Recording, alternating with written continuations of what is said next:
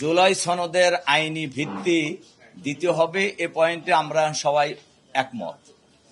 আইনি ভিত্তিটা কোন ফর্মে হবে এটা নিয়েই আজকে আলোচনার মূল বিষয়।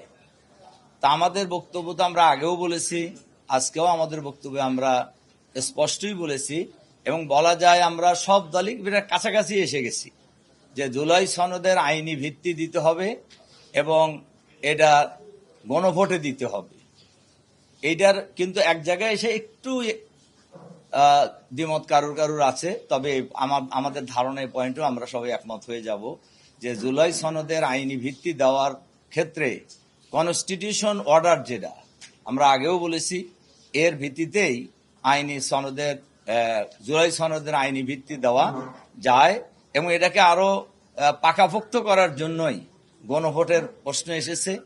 আমরা গণভোটের ব্যাপারেও আমরা বলা যায় অধিকাংশ দলই আমরা একমত হয়ে গেছি যে গণভোটও হবে। এই গণভোট কেউ কেউ বলছেন আগে নির্বাচনের আগে হইতে পারে, আবার কেউ কেউ বলছেন যে একই দিনে জাতীয় সংসদ নির্বাচন এবং গণভোট জুলাই সনদের আইনি ভিত্তির বিষয়ে এই একসাথেই হবে, গণভোট এবং জাতীয় সংসদ নির্বাচন। এখনো আলোচনা চলছে।